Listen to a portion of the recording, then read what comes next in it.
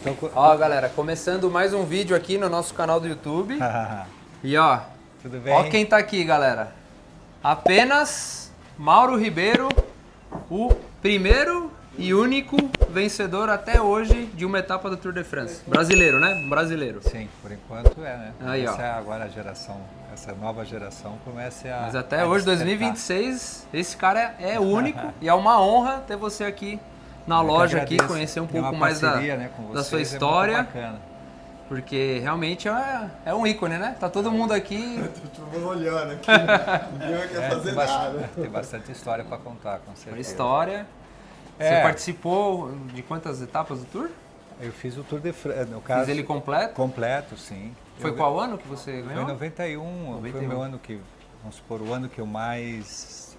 meu auge, vamos dizer assim, da carreira como profissional.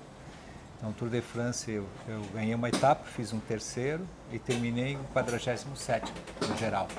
Então, hoje é a melhor classificação de um brasileiro também dentro do Tour de France. Só para o pessoal que não conhece aí, né? São quantos atletas geralmente? 215 lá 215 atletas, ano. né? É. Nossa, Mas bela posição, né? Mas daquele ano, uma coisa legal também, porque você tem o ranking, né? Que agora que eles chamam o top 15, o top 20 lá dos melhores do mundo, eu fiquei em 77º no ano de 91. Quer dizer, quando você sabe que são 1.050 licenças Pro Tour, então você está entre a primeiro e 100 no lote ali no lote dos já, melhores, né? Então foi um ano bem... Eu ganhei uma etapa Paris-Nice, terminei em 7º no geral. Tem algumas vitórias, né? Tem uma carreira de... Tem um currículo... São 11 anos como Pro Tour. Caraca. Então, mas claro que era uma época um pouco... às vezes o pessoal pergunta para mim, o que você mudaria da tua carreira? Eu falei, só queria ter nascido agora, né? Fazer a mesma carreira, não precisava fazer mais nada. Porque foi assim, dentro das minhas características, né, cara? Eu sempre, vamos dizer assim, eu era um corredor que prestava serviço para a equipe, mas eu tinha liberdade, eu tinha capacidade de, quando dava uma oportunidade para você fazer a corrida, eu estava presente. Qual então, time que você correu na época? Na época era RMO, né? Era um grupo de trabalho temporário, como a M-Power, né, que chamam, aquele complexo. Era um grupo muito grande, europeu, francês. Eu corri 7 anos com eles. Depois eu fui para Chazal, que hoje é a Decathlon. Tá. É a história, né? Então seria que nem a McLaren, quando a gente fala, é uma história, só troca o patrocínio, né? A estrutura é sempre a mesma, agora é a Decathlon que assumiu essa licença. Aí na Lotto, na Bélgica, né? Então são alguns anos e depois eu terminei um ano junto aqui quando eu voltei para o Brasil, daí já mais desacelerando um trabalho que a gente fez aqui no Brasil com o Fernando, na época que estava para incentivar essa garotada, ele tinha um projeto ali, ele lançava na época da Specialized lá atrás. Lá no começo, né? Lá no começo. Então, assim, era uma época um pouquinho mais diferente de hoje, que hoje a gente está online o tempo todo. Né? Agora é diferente, né? Isso, a gente está online o tempo todo. E qual que era o seu papel lá no time? Gregário, sprintista ou na época não tinha muito disso? Todo mundo fazia... Não. Sempre tem essa... Sempre teve, né? Assim, a relação, veja bem, o gregário, ele vem de uma história muito voltada ao ciclismo italiano, tá? Então, quando eu comecei a competir profissionalmente, o ciclismo profissional era um esporte mundial praticado por europeus. Eram muito poucos atletas que iam de fora, assim, né? Que saíam da comunidade europeia hoje, podemos falar assim, dinamarquês, sueco. Então eu faço parte daqueles pioneiros, né? Os ciganos mesmo, que até o Tour de France me dedicou no livro do centenário, tem uma página onde fala sobre a minha história. E eu tenho uma contracapa do jornal L'Equipe, do Tour de France, do centenário, que fala sobre... Eles escolheram, em toda essa história de 100 anos, eles escolheram 5 personagens. E cada um, claro, com temas diferentes. Ed Merckx, pela notoriedade, né, não tem nem o que falar, né? Aí, claro, o Bernard Hinault, e aí um japonês, um francês, que também fez história. Os australianos, né, Phil Anderson, Alan Paper da época e Mauro Ribeiro. Por que eles não escolheram os colombianos? Porque quando os colombianos foram para a Europa, eles já foram com uma identidade, um time, já tinha uma estrutura. Era bem mais profissional. Agora eu não, né? Quando a gente foi, esses nomes chegaram lá para se lançar. Então a globalização começou aí. Então quando eu ganhei a etapa no Tour de France, para você ter uma ideia, a cobertura eu apareci na primeira capa dos jornais. Na época o jornal era o que tinha, vamos dizer assim. Era o nosso meio de comunicação, isso, né? Não tinha... 150 jornais do mundo inteiro. Caraca, é muita coisa. Então, então foi assim realmente um posicionamento. Então isso chamou muita atenção, e a história, né? Então o legado. Então na Copa do Brasil, o jornal L'Equipe mandou 2 jornalistas, ficaram uma semana comigo aqui para entender justamente o que o Tour de France trouxe para mim e o que eu entreguei para o Tour de France. Então foi muito bacana. Acho que isso é uma coisa, um legado que está escrito, né? Você compra lá o livro, está lá, Mauro Ribeiro, tal. Vamos comprar esse livro. É uma coisa bem interessante, assim, porque traz um peso, né? Então eu digo assim, talvez, claro que tem atletas que têm uma carreira muito mais brilhante em termos de... Só que o símbolo dessa vitória, ele despertou essa transição entre o ciclismo antigo e o moderno. Então, falando sobre daí o gregário, então na época antiga os italianos tinham essa maneira de se expressar. Você tinha o líder e tinha toda uma equipe em volta, e a filosofia era essa mesma. Quer dizer, era o líder e nomeava um braço direito, vamos dizer assim, caso ele não se sentisse bem, e o braço direito do cara. Mas geralmente era difícil, né? Porque era um ciclismo mais, vamos dizer assim, um pouquinho mais fechado, então se conheciam. Sabe aquele ciclismo que todo mundo já sabe que vai acontecer, né? Sim. E aí começou o ciclismo moderno com as inovações, tudo isso que vocês estão vivendo café, hoje. Né? Vai falando que eu vou fazer um café para você aqui. E aí a gente, falando disso, daí mudou um pouco esse comportamento desses atletas. Então, por exemplo, a equipe que eu corria, éramos em 28 corredores, tá? Como fosse uma equipe de futebol, né? O time era inteiro, onde que se deslocava. Então, o que você percebe hoje, uns estão fazendo tal competição, os outros atletas estão em outro local. E naquele ano,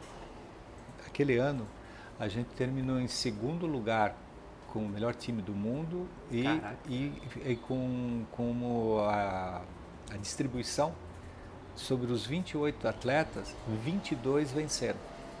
Então, essa que era o sucesso da equipe, o modelo de liberdade de ser competitivo por um todo.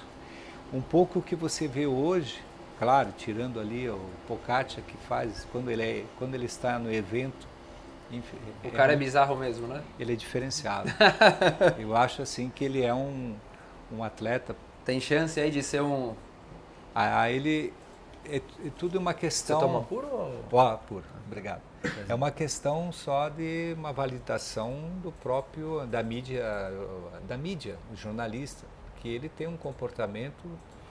Ele é um super atleta. Se a gente for falar sobre ele, cara, não tem o que falar, né? Não tem ninguém perto, né? Ele é muito aquém, sabe? Ele é muito fora da curva.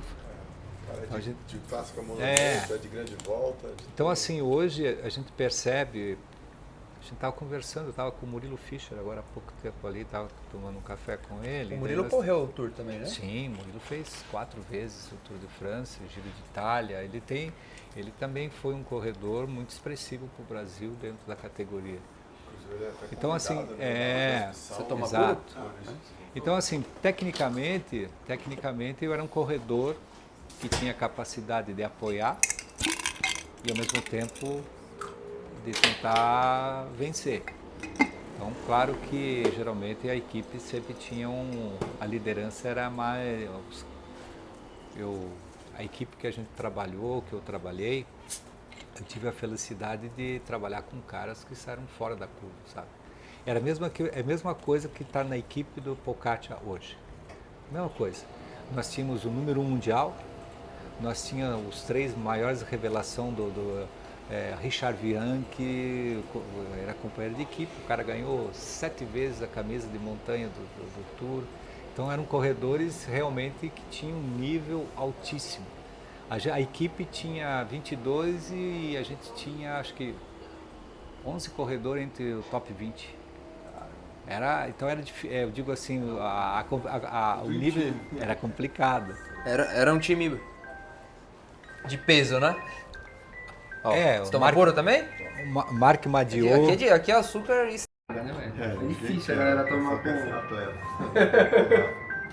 O Marc Madiot, que venceu a Paris-Roubaix, estava no time Então são lembranças bem interessantes. Teve uma escola muito bacana. E eu acho que o mais assim, eu acho que é interessante é todo esse ambiente que a gente tem, né? Porque você cria uma história dentro do esporte e principalmente você tem uma que precisava de mais atenção no Brasil, né? Você vê que não tem o problema, né? Eu acho assim que não é só, acho que tirando o futebol, todos os esportes no Brasil... Eu acho que o futebol, a gente fala que é uma Os dois, acho que isso aqui mas descarregou. Isso está acontecendo em vários outros países. Você percebe que tem uma afinidade muito grande, mas eu acredito que o ciclismo, talvez o ciclismo de competição, precisa fazer um pouco mais de trabalho. Ah, tá. Fazer um pouco mais de trabalho. Mas eu digo assim, a paixão pela bicicleta o brasileiro conquistou. É só ver a evolução. Sim. E a exigência desse público, a procura, né? Eu digo assim, a gente sabe que tem algumas coisas que dificultam um pouco, que vamos dizer assim, as taxas que tem no Brasil, né? Acabou virando um esporte, né, que ele fala assim, hoje o cara começar a pedalar performance, não é qualquer um, né? Exato. Assim, pela maneira da evolução e essa atração, esse status, vamos chamar de status, a bicicleta faz parte. Então a gente está com uma geração aonde que as pessoas querem se cuidar, querem bem-estar, querem estar praticando o esporte. A bicicleta ela encaixou de uma maneira assim fantástica. Sim. Né? Então a gente percebe falando esse crescimento agora, né? Isso. E você percebe que se tornou uma coisa normal você ir num restaurante, estar sentado, conversando e você escutar um grupo falando que vai fazer um pedal, ou que fez um pedal, ou que está voltando de um pedal. Então isso é muito legal. E aí, só que, claro, eu acho assim, para a dimensão do Brasil, para a dificuldade que para a gente cresceu, assim, as cidades, elas não são que nem né? A própria Europa tem dificuldade agora de fazer eventos, né? Porque a gente percebe que a dinâmica cresceu muito, a bicicleta anda muito rápida, as coisas o nível é mais equilibrado, tudo funciona de uma maneira mais dinâmica, então você não pode fazer em lugares que possa causar risco, né? Então a gente vê um pouco a própria evolução que teve os carros de corrida de Fórmula 1 para a geração há 40 anos atrás. Mudou agora, muito, né? Como muda, né? Muda muito. Então a gente está nessa A bike pegada. é a mesma coisa, né? Exatamente. Você lembra a configuração da bike do dia que você ganhou? Sim. Não tem como esquecer, né? Qual que era? Mas você vê, na minha época a gente usava uma marca artesanal, que era da região, onde na realidade esse patrocinador ele comprou essa pequena fábrica. Que é algo muito comum na Europa, né? Você tem muitas marcas lá que fazem bike sob medida, né? Hoje estão tentando buscar, certo? Mas se você pegar, por exemplo, vamos falar dos mais conhecidos, né? Que se tornaram grandiosos. Pinarello, Conado. Começou assim, né? São artesãos. Na época eles faziam, sei lá, nossa, era 1.500 bicicletas por ano, 2.000 bicicletas no máximo. Não dá para imaginar hoje, né? Eu acho que a Pinarello, se eu não posso falar uma grande besteira, mas acho que do modelo mais alta, o F lá, né? eu acho que é 45 mil, 50 mil bicicletas para o mundo inteiro. Como você percebe... É outra escala, né? Mas eu digo assim, se você pegar, por exemplo, uma marca que não sei lá, talvez as Scott, eles têm um modelo, eles fazem 200 mil bicicletas. Ainda perto Entende? Então, assim, das americanas é ainda um produto, hoje um produto extremamente de alto luxo, vamos dizer assim. Então, a gente percebe que na minha época eram mais os artesãos. Uhum. Então, você tinha,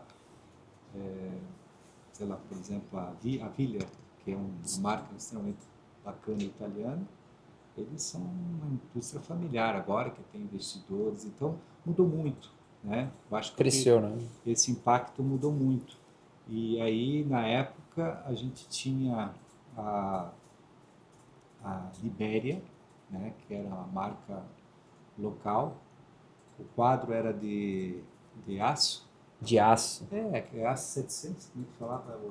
Cromo De cromo, Isso. garfo, tudo mesmo. Não tinha essa de garfo de carbono Não, na época ainda, mas né? assim, veja bem, você vê que eu tinha ainda o câmbio na mão. Campanholo? Não, Mavic. Câmbio da Mavic. Isso. Caraca. Só que daí você percebe assim, qual era o peso dessa bicicleta? Era 8,5 kg. 8,5 kg? É.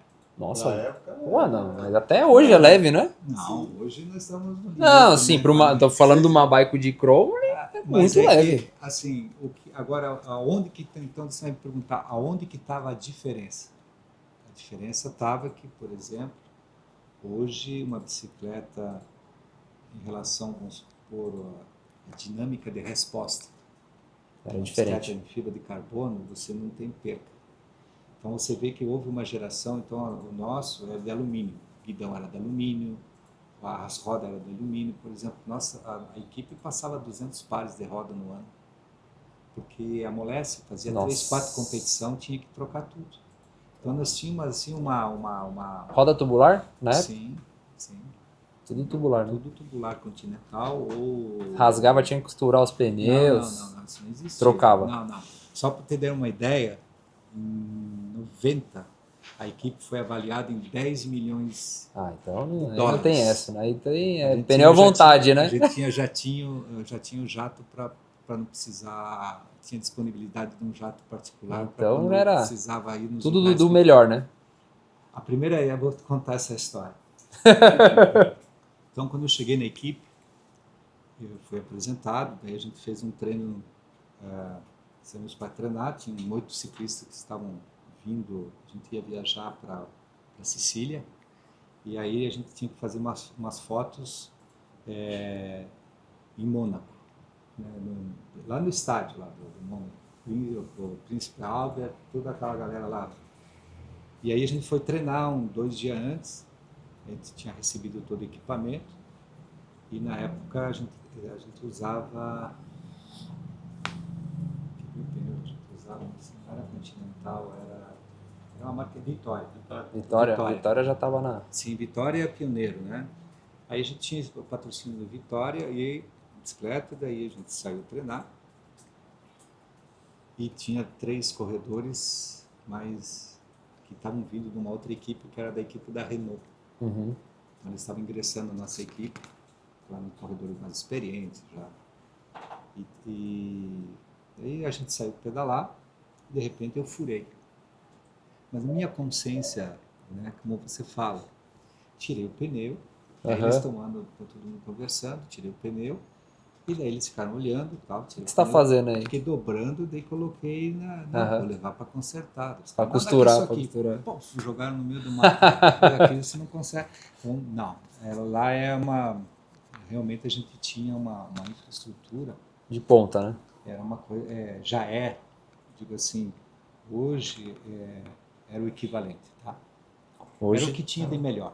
Eu digo, eu não fiz uma viagem a partir do momento que a equipe entrou numa categoria Pro Tour. No primeiro ano ela chega, ela se adapta.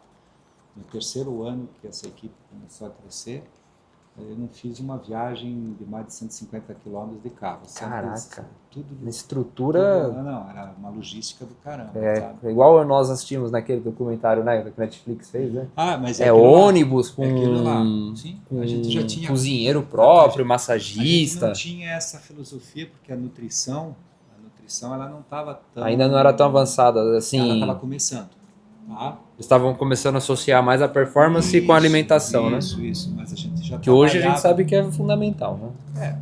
A gente já trabalhava com esse pessoal, sabe? Então, era uma nova... por isso que eu falo, eu tive o prazer de conhecer o ciclismo paixão.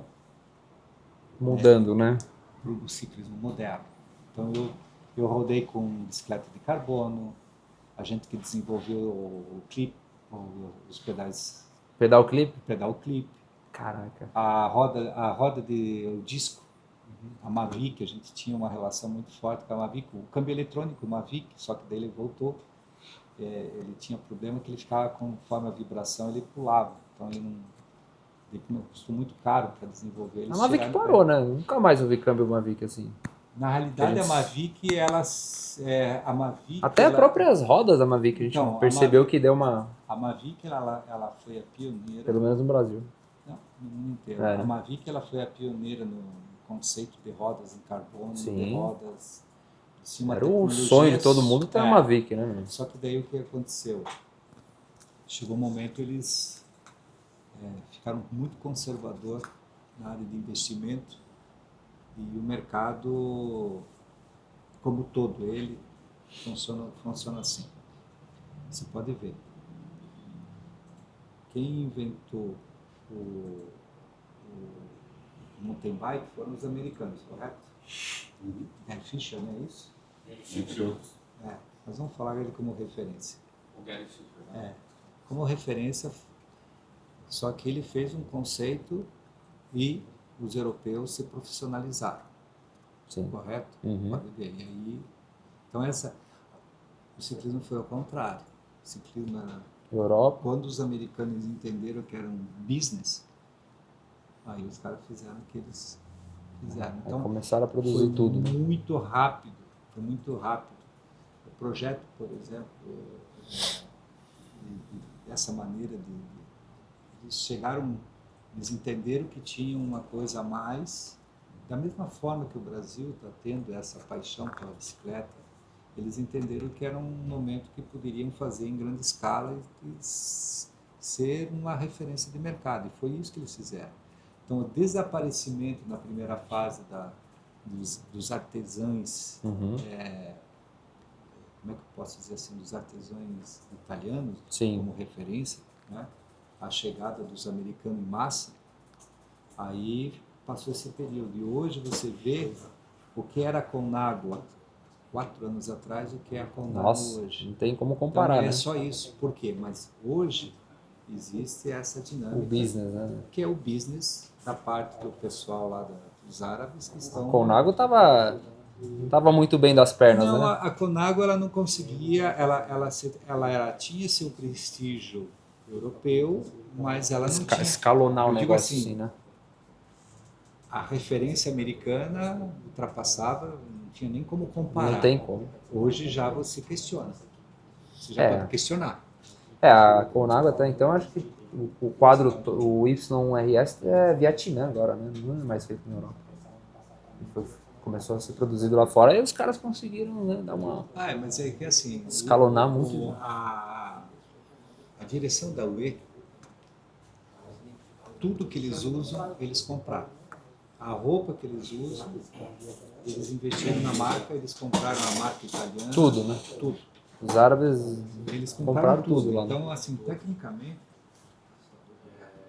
tecnicamente eles inovaram e fizeram a marca fazer assim. Então, hoje, o objeto de desejo é a Colnago. É das europeias acabou. Mas quando você vê o trabalho, e eu posso falar para você, por exemplo, quando você pega a Decathlon, ela está fazendo o mesmo trabalho que os produtos que eles estão desenvolvendo. A Van Rijsa, né?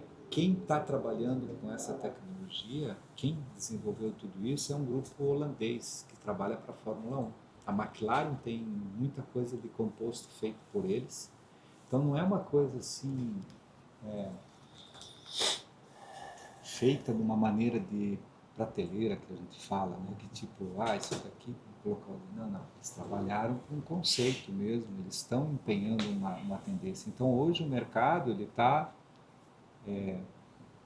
num nível onde você tem bicicletas premium, bicicletas alta gamas, e depois você tem as bicicletas que são tecnicamente tão boas quanto, mas daí você falta um pouco esse prestígio da assinatura. A assinatura pesa muito e o pequeno detalhe, né? Eu acho assim, investimento se você pegar, voltando só ali, um disco da Mavic, quando lançaram, ela pesava 1,380 kg. Colocava a roda livre e ficava com 1,5 kg. Hoje, se você pegar uma roda dessa e dar para um profissional desse, você fala, cara, tem um problema. Não vai dar certo, é muito pesado, entendeu? Então, hoje, essa é a evolução do composto. É isso que é o charme. E quanto à bicicleta, é aquilo que eu digo, tempo de resposta. Então, vocês viram uma fase quando surgiu o conceito, esse conceito que nós temos hoje, os atletas mais jovens, eles no Tour, principalmente, a gente via, o Tour é uma referência de imagem, né? Mas acontecia antes, que o cara errava a curva, passava reto, ou saía de traseira, o cara caía assim, pedalava, dava em falso. É porque a bicicleta é tão dura, a resposta dele é tão dura que você não, ela não, até você achar esse compromisso, isso que custa caro, essa dinâmica ela não é feita para, você pode ver, se você bater de frente, ela quebra no meio, mas olha a força que você faz lateral, é impressionante o elástico como ela atinge. Então a aderência.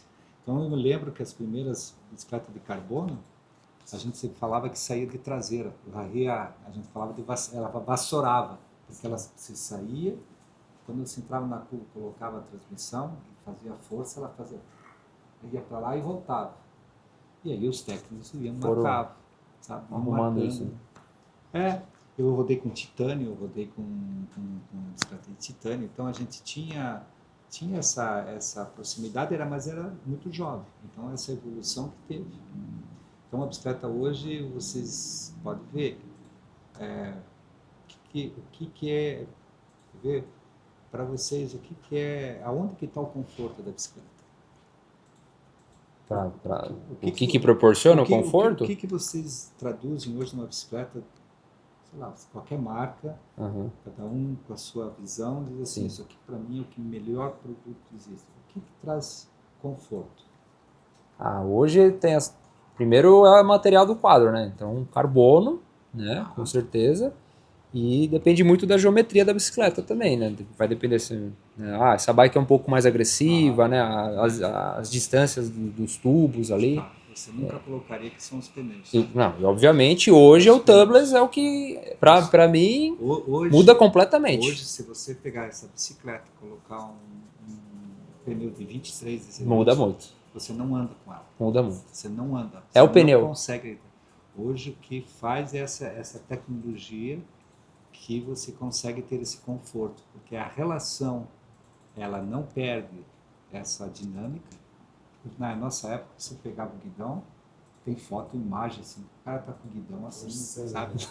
De alumínio, ele mexia, normal. Do alumínio, né? Do alumínio. Faz isso, você vê, você carbono, sai de frente. Carbono ou quebra ou ele não mexe, Por isso que nesse momento eles tinham esse problema, até achar esse ponto de equilíbrio. Então, se você vê que a bicicleta é muito, a gente fala que é um kart, né? Ela é muito dinâmica. Então, onde você encontra o conforto é a relação. Aí a gente vai terminar, aí você tem, hoje, quando você vai comprar uma sapatilha, então veja bem, pneu, depois a sapatilha, uma sapatilha de tipo top, ela tem a palmilha de antivibração, correto? Sim.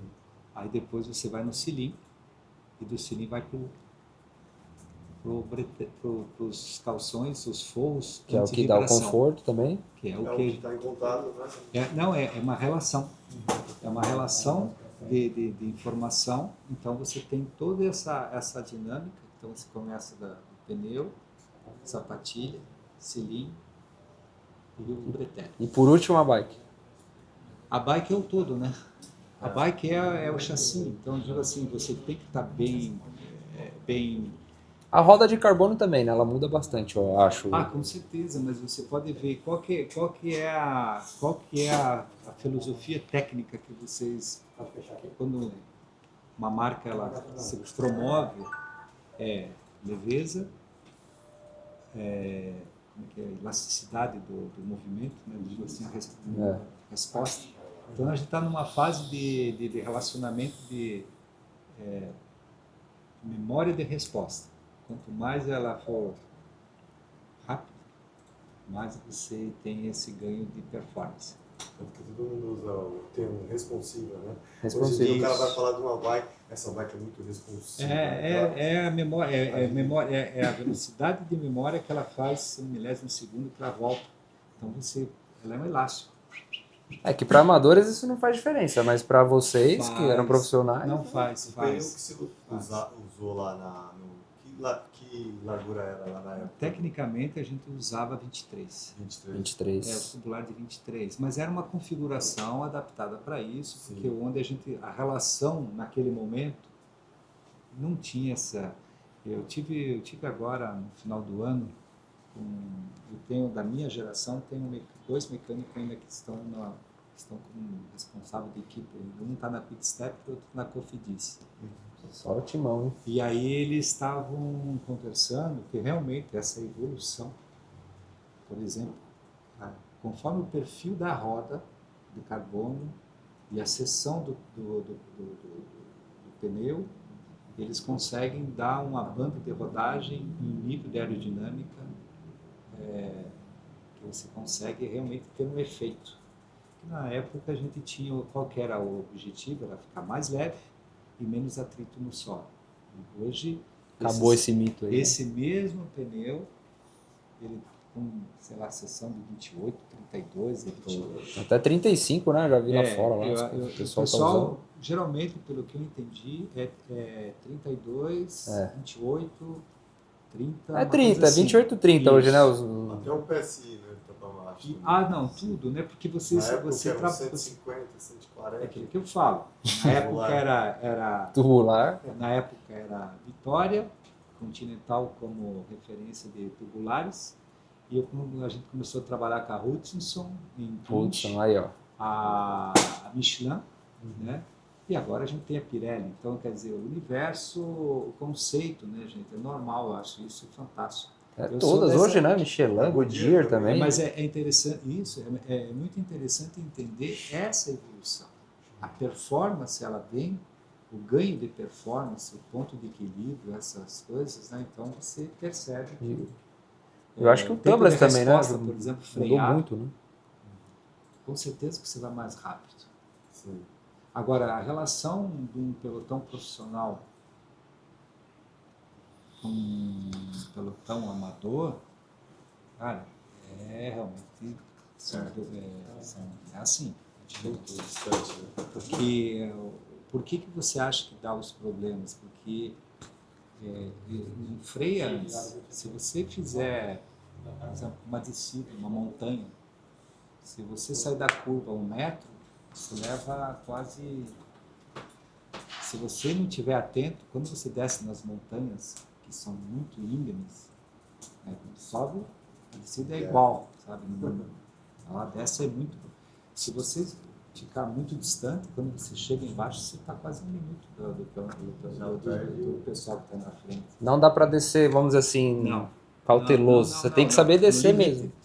Não tem essa, vou tranquilo. Aí você perdeu a prova. Tem, por exemplo, quando você desce o Galibier, você faz assim nas mãos.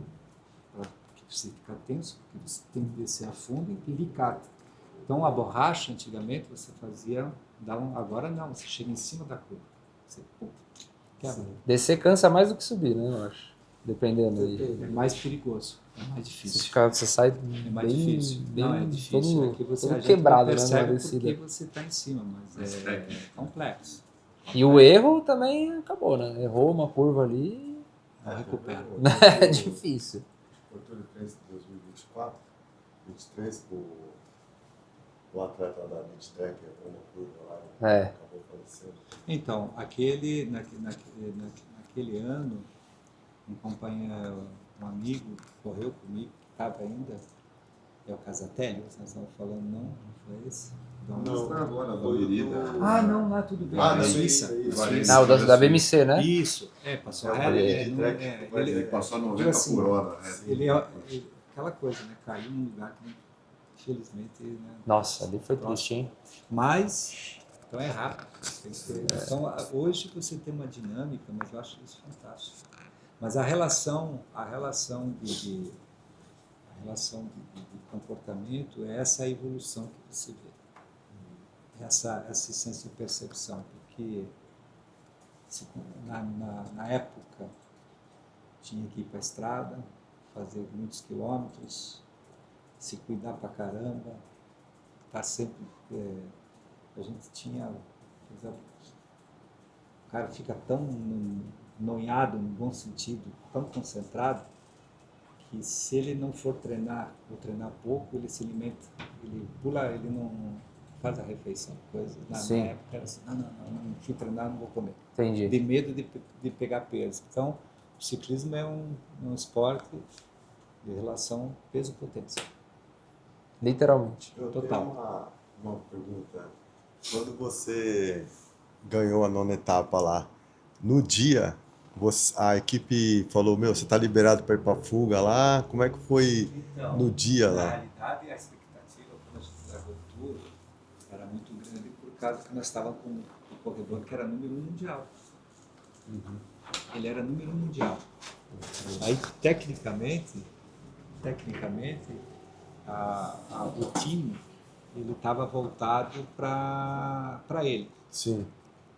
Aí o primeiro grande, vamos dizer assim, a gestão do Tour de 3 semanas, eles procuram fazer um equilíbrio onde que corredores velozes possam vencer, onde corredores que a gente chama outsiders possam vencer, e depois tem a briga do geral, pessoal, das que é o geral, montanhas. que praticamente você conta na mão.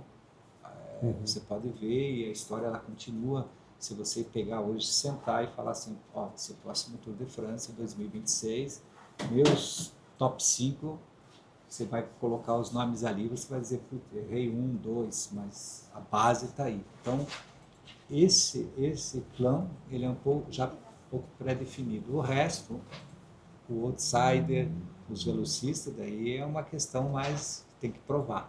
Sim. E aí, o primeiro ponto de referência do Tour de France era a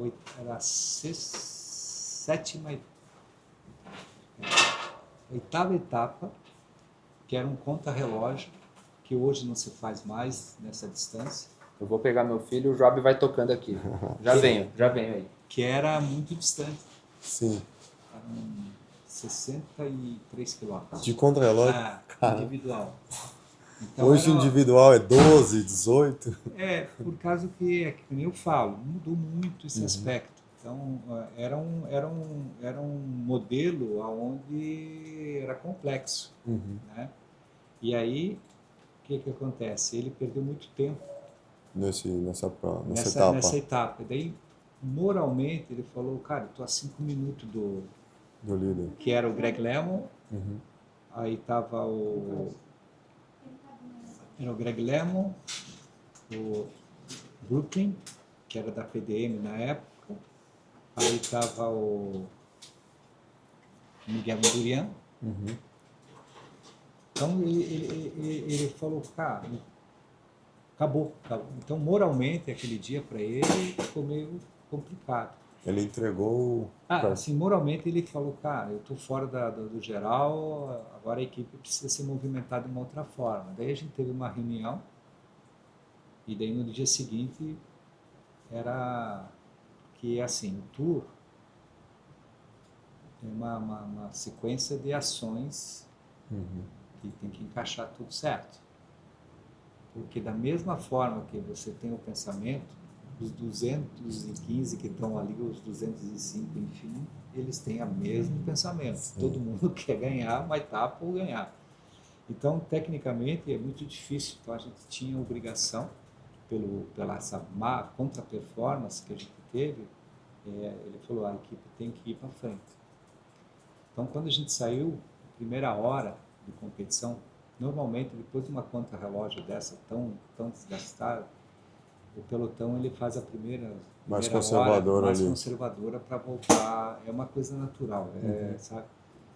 Só que, bom, tínhamos nós que tinha feito uma performance ruim, mais 2 equipes, aquilo lá baixou a bandeira, o negócio virou. Então, a primeira hora de corrida tinha dado 60 de média horária. Nossa! Então, daí aquela coisa foi, então vai, até chegar um momento que rompeu. E quando rompeu, eu estava na fuga. Né? Da sua equipe só estava você nessa fuga. Ele estava contente porque é complexa a coisa. Eu digo assim, a gente na televisão tem a impressão que os movimentos são muito, assim, muito simples, muito elegante, cara, mas fé de borracha. É vivo, faz barulho pra caramba, o tempo todo o pessoal. Agora tem até umas imagens que eles estão mostrando um pouquinho, Sim. Grita, freia, cuidado. É todo o tempo, quando você passa a linha de chegada, o pessoal, os massagistas te dão um time, pode ver que eles não vão direto em cima, para te dar um tempo assim, tipo de tirar na tomada e você voltar um pouco. Sair a tensão ali do... tenso. É tenso o tempo todo. Você tem uma visão você é muito pilhado. Você tem que cuidar de tudo. É muito a risco as coisas. Sim. Então, tecnicamente, você... E aí, estava na frente, 16 corredores. Aí, o pelotão procurou, durante quase 30 quilômetros, tentar alcançar, que é uma batalha constante, né? São poucas oportunidades e quando você se sente bem, você tem que estar na frente. Sim. E aí, quando entrou na cidade de Rennes, o diretor técnico que estava acompanhando, na época, o rádio estava começando. Ainda não tinha o... A gente tinha o rádio, mas ele funcionava daquela maneira, né? De vez em quando... A conexão não era... a gente era a mesma pilha, coisas que eu digo assim, era uma adaptação Sim. do que existe hoje. Hoje, cara, é uma performance incrível, né? Então, a gente não tinha... Então, ele acompanha, né? E atrás também a televisão estava começando os carros lá. Então você estava muito nesse feeling que todo mundo gosta de falar. Na época era mais legal porque o cara tinha que ter um feeling. E hoje o cara sabe que ele não pode arrancar ou arranca, enfim. E aí, bom, deu que eu venci a etapa. Então daí isso colocou o time outra vez na briga. Sim. Então, no dia seguinte, o Phil Anderson da Panasonic ganhou a etapa. Aí, a 10ª etapa, a 11ª daí, o Charlie Motet, que era o nosso líder, que tinha feito essa contra-relógio ruim, ele venceu. Aí isso criou, ele botou ele de volta, né? Aí tinha o dia de repouso, a gente foi para a primeira etapa dos Pirineus em Pau, ele ganhou a etapa e ficou vice-líder do Tour de France. Caramba. Então você vê que ressurgiu. O contrário, aí entrou no jogo outra vez. Sim. Então aí, conclusão, a gente terminou o Tour de France com 4 vitórias de etapas. Etapa, segundo por equipe. Ele venceu 2, você uma? Não, ele venceu. E o Thierry Claverois venceu outra. Sim. E aí, no final, a gente terminou segundo por equipe no Tour de France. Então, naquele ano, a gente fechou o ano como número 1 mundial, com ele como corredor número 1 mundial e segundo melhor equipe do mundo. Caramba. Então foi um ano muito... Só o Miguel Indurain. Primeiro ano do Indurain. Isso. E aí você, dentro dessa dinâmica, você vê que o time, essa é uma coisa que quando as coisas dão certo, a impressão que dá é que todo mundo anda bem, e é verdade, que encaixa. Aí todo mundo ficou competitivo, todo mundo estava andando bem.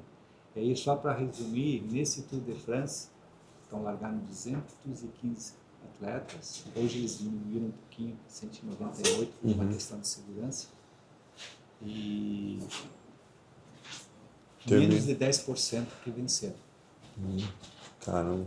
Então você imagina que o bolo é bem grande, mas os pedaços são alguns pedaços. Porque quando você pega, por exemplo, os líderes, que são esses, né, vem a 2, 3 etapas, então, na realidade, quando você foi ver, eu acho que foram, das 23, foram 11 corredores que ganharam, 12 corredores que ganharam.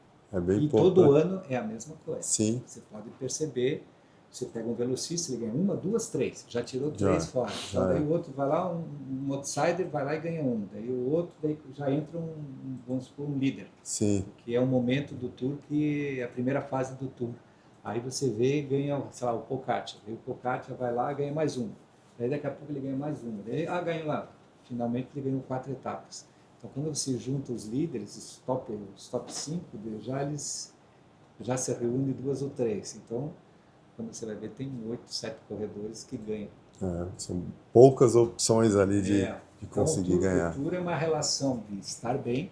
Eu tenho corredores, por exemplo, que fizeram carreiras fantásticas. Eu digo assim, corredores realmente que, fora de série, fizeram 10, 12 vezes o Tour de France e a melhor classificação deles é 4º. Porque sempre teve alguém mais forte naquele momento. Mais preparado. Hoje a gente vê que a briga pela geral ele só está em 2, né? Nos últimos 5 anos, 5 anos, né? Eu acho que assim, algumas coisas aconteceram, você pode ver. O Pogacar teve uma interrupção quando ele perdeu o Tour de France, quando ele quebrou o pulso. Sim. Okay? Aí, o Vingegaard, quando ele caiu também no País Basco. O Renko, mesma coisa. Eu digo assim, que perde aquela essência de competição. O Egan Bernal também, né? Depois do Mesma acidente, nunca mais... Mas olha o choque, o trauma. Sim.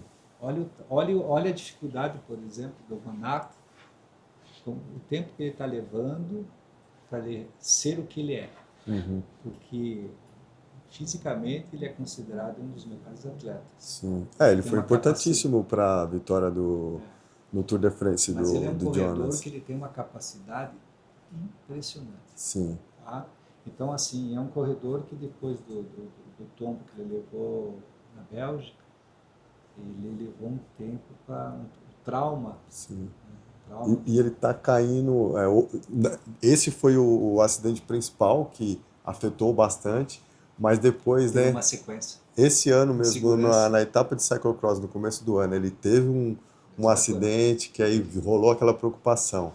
Aí o que aconteceu agora na Milan-San Remo, eu achei... Falei, esse cara realmente ele é fora da curva, porque caiu de novo na Milan-San Remo, teve que trocar de bike, perdeu mais de 30 segundos, mas conseguiu voltar, ainda fez terceiro lugar lá. Não, eles são corredores. Eu falei, o cara brutal. Uma dúvida também da sua vitória, a gente que é amador, assim, às vezes que a gente tenta uma vitória, às vezes você tenta, mas não sabe se vai dar certo. Quando você atacou ali no final, já vendo a linha de chegada, passava alguma coisa na cabeça, tipo, hoje é o meu dia, eu vou ganhar, ou você só acreditou depois que cruzou? Que foi bem disputado ali, foi 20 centímetros? Foi no jump praticamente. Então, ali tecnicamente, a gente tinha conversado com o técnico e ele tinha me perguntado como eu estava me sentindo. Eu falei que estava bem, mas... Isso durante a prova ou antes? Finalzinho. No finalzinho ele... Se você perceber no YouTube, você vê as imagens, você vê que o carro vem do meu lado, eu converso com ele, é muito rápido, né? Não é uma coisa... Né? Ele me pergunta se eu estou bem, eu falo que estou bem, só que tem que ver os outros como eles estão, né? Tá todo mundo bem. E no finalzinho ele me pergunta como eu vi as coisas, eu falei, eu vou tentar atacar faltando 1 quilômetro. Porque eu falei aqui com o Jalabert, que era, né? Ele era o corredor mais rápido. E aí o que aconteceu? Que o Jan Brunel, que foi depois que ele parou de correr de bicicleta, ele foi técnico do Lance Armstrong durante toda a carreira, praticamente, ele atacou. Daí quando eu vi que ele atacou, ele era um especialista em andar sozinho, eu falei, ixi, agora foi, agora tem que ver. Só que daí o que acontece? A equipe melhor representada naquele momento era a Toshiba com o Jalabert. Ele botou os 2 corredores que ele tinha para tentar limitar.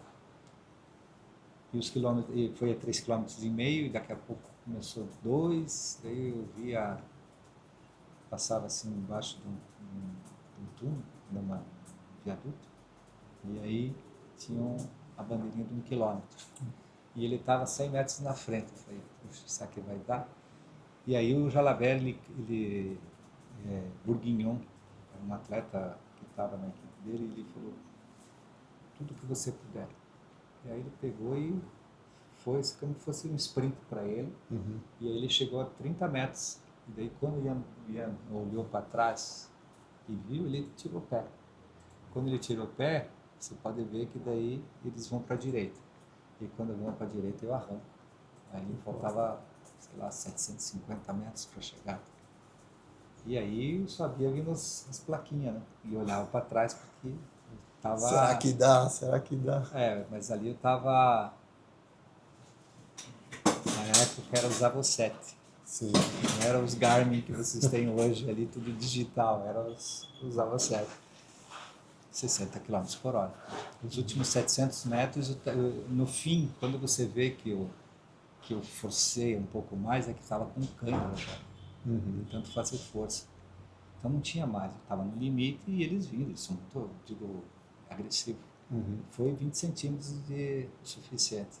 Agora, depois veio o debate, você não precisava ter olhado para trás. Eu falo, tudo bem, mas eu falei inconsciente. Mas não tem como, quem corre, É o cara quer ver que se dá, mas se não dá é mal. que é inconsciente, estava muito próximo, é que é uma situação que você tem que ter, né? Eu estava no limite, simplesmente o que eu podia. E depois, essa etapa, quantos quilômetros? Foram 164 quilômetros. Arrancar, faltando 700. E você estava na fuga já mais de 100 35 quilômetros. A fuga rendeu, 35. faltando 35? Faltando 35 é que ela rompeu. E aí a gente fez os últimos 35 e chegamos, o pelotão vamos dizer assim, ficamos um espaço de 3 minutos e chegou a 1 minuto. É que é muito dinâmico as coisas, sabe? E hoje eles têm uma relação sobre como gerar o pelotão diferente da nossa época. Sim. Nossa época você tinha um movimento, a corrida dentro da corrida. Agora não, é a corrida. Eles não deixam, o nível hoje é tão elitizado, a dinâmica, a descoberta desse acompanhamento. Então não tem corredor ruim. Sim. Ele Nível alto. Diz que o cara pode ter que tirar a vitória, porque o cara vai controlando. Então a história hoje pode ver, as etapas é 2 minutos, e eles realmente deixam só aqueles corredores que eles sabem que lá na frente depois não vai conseguir passar a montanha. Mas eles não vão deixar um corredor que tenha facilidade de subir e chegar num grupo. Abrir demais. Né? Porque eles são muito dinâmicos. Tem até não sei se isso, eles dizem, né, que o pelotão consegue tirar 1 minuto da diferença, dependendo do ritmo, a cada 10 quilômetros. Aí, às vezes, você vê, tá faltando 30 quilômetros e a fuga tá 3 minutos. Será que dá? Aí você assiste os caras pegando, faltando 500 metros, Então, 1 quilômetro de distância. Você fala, caramba, às vezes você está torcendo para a fuga ganhar, o pelotão vai lá e passa por cima. Que quando o pelotão, a tendência do pelotão é sempre a dar nos últimos 50 quilômetros mais rápido. Isso é uma regra. seu pelotão. Depois, claro, a diferença às vezes, né? Mas tecnicamente o grupo que faz sei lá, um corredor.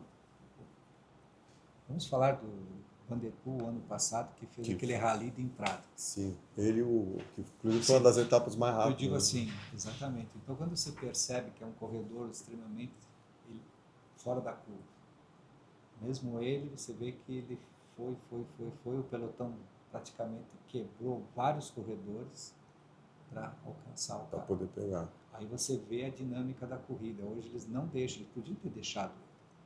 Só que ele é um corredor que pode complicar a situação, porque é um corredor que ele pode, se você deixar muito tempo, ele pode controlar, pode encaixar, e vai encaixando, quando você vê, ele consegue passar. Então eles preferem neutralizar. Sim, ficar olhando ali e não deixar passar. Importante.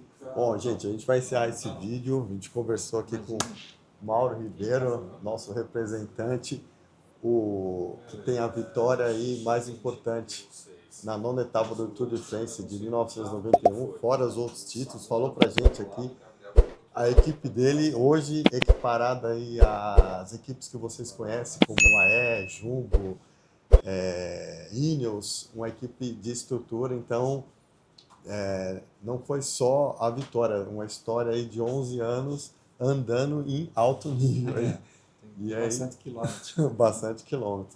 E muito obrigado aí Eu pela que agradeço. visita aí. Valeu, obrigado. E segue a gente aí no Instagram.